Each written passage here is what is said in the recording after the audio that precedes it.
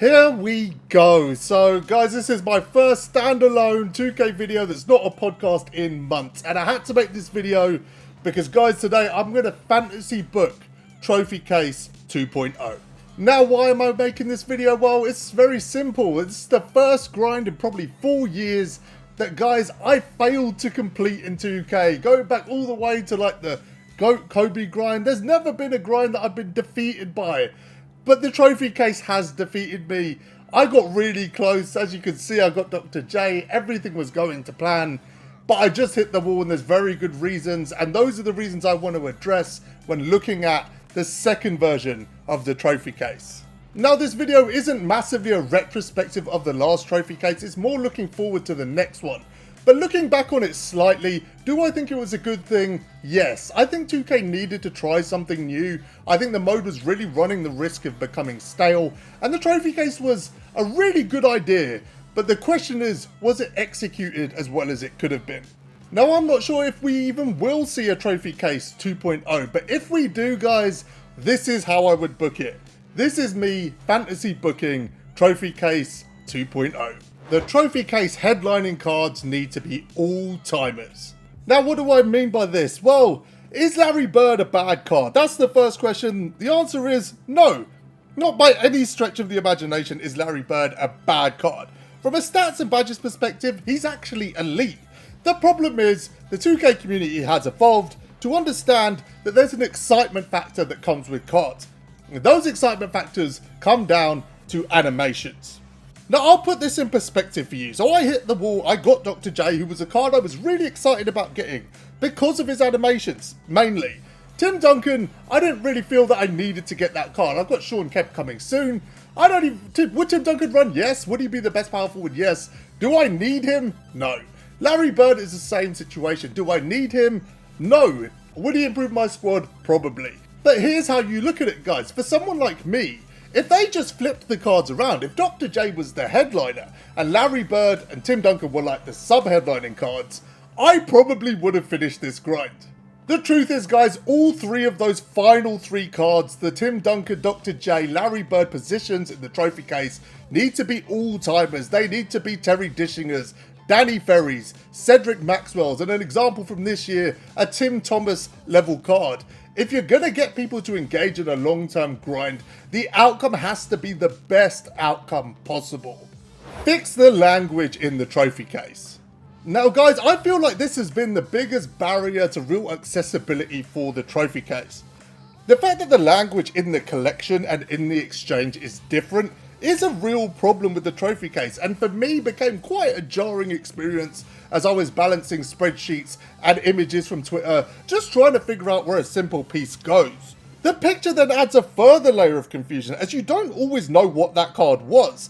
When you look in your collection and you see a picture of D Rose holding the MVP trophy, that could be anything. That is a rare franchise moment. That is an elite franchise moment. It could even be a centerpiece. There just wasn't a clear path. There wasn't a clear map. When you looked at all the graphics, when you looked at all the language, the prevailing outcome was just confusion. It needs to be simplified massively, and I don't think we should have contradicting or different language throughout the process. If you see a piece, it should be really instinctive of where that piece needs to go. And I really do believe that this kind of contradiction of language really did put people off the trophy case. It was certainly demotivating, like I said, having to figure this out as you went. Everything just needs to be in sync. Language to me, like I said, was the biggest barrier to accessibility to this piece of content. Replace all the puzzle pieces with usable, playable cards from that franchise. Now, we're in a weird state of pacing really in the game because I think 2K have tried to slow down the amount of cards that are available, and you can see that with things like Super Packs dropping on a Tuesday or Evos replacing brand new cards. So turning the trophy case into plays instead of puzzle pieces could cause a problem for 2K in terms of pacing for the rest of the year, but if they are worried about getting to collector level too far, the solution to that is just add another 1,000 cards to the collector level. I think that every single puzzle piece should just be replaced by a simple player from that team's franchise, which immediately removes the confusion that came with the elite franchise and rare franchise moments and highlights and all of this stuff. And instead, if you see Chris Paul in a Clippers jersey, you know it goes in the Clippers trophy case. Now, for me, it would be great to see those 15 cards vary from like rubies and amethysts all the way through to 97 overall galaxy opals that people can chase, get them to lock in for 98 overalls instead of the pink diamonds. And the 3 headlining cards should be elite dark matters, as I said before, with the headlining card being at least an invincible, we're looking at the time frame that we'll probably get to.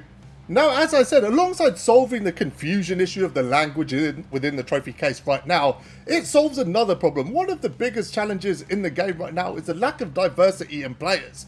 If we ran the trophy case this way, we would not only get 483 new usable cards added to the game, they would all be different. We would get 483 diverse cards.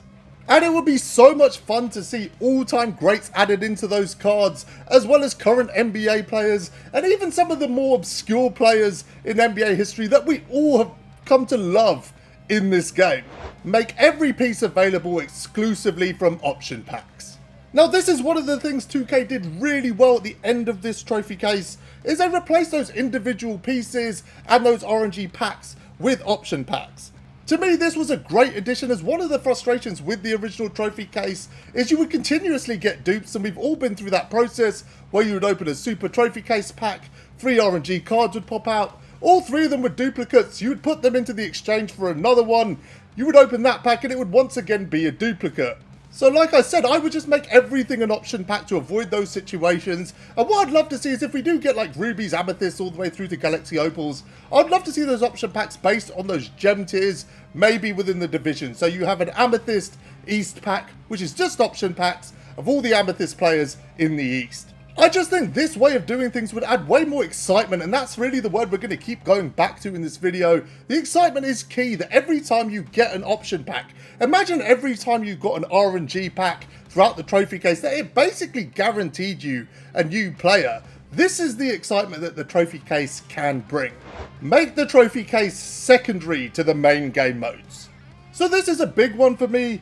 As people progress in game modes right now, they're working towards a centerpiece, and I think it can be quite disheartening when you complete a mode and you realise that that centerpiece might not necessarily get you anything you want to use. Well, the solution to this is really simple. Put the headline cards back into each game mode. It's a very different experience when you're trying to complete Clutch Time Online, Unlimited, TT Offline, whatever it is. Knowing you're guaranteed a headlining card that's completely separate from the trophy case, as we've had before. The difference here is, and this is what makes it better than we had it before, you're going to get a bunch of option packs along the way. So by completing the mode, not only do you get those option packs that will add to your squad that you can use in different modes, you're guaranteed a headlining card that will slot straight into your lineup that's completely separate from the trophy case, giving you that satisfaction that you need for completing a mode, and more importantly, the motivation you need to complete a mode and get an absolute result at the end of it. This will ultimately remove one of the biggest complaints to do with the trophy case, which is people feel like it's all or nothing. So when completing a mode, you can kind of take satisfaction in the fact you've completed that mode without immediately thinking, oh no, I have to go and play a mode I don't want to play to keep progressing. And that brings me on to my final point, which is put these option packs in every game mode so people can choose to complete this however they want to. If someone only wants to play TTO, then make sure these option packs are on the boards. Make sure they're in Clutch Time and Clutch Time Offline and the Wheel. Make sure they're in the Unlimited Vault, on the Ascension boards for XP and the Draft. And even put them in the limited picks after you win a game. This will take away the frustration of people feeling like they have to play modes that they don't want to, which whatever way you look at it is just not a positive experience. Let people progress in this how they want to. I think the linear concept of the trophy case has been another thing that's been quite jarring for people. I personally just don't want to play Triple Threat offline. I don't want to play one game of it, no matter 250. So it would be great if I could just focus on the game modes I want to play.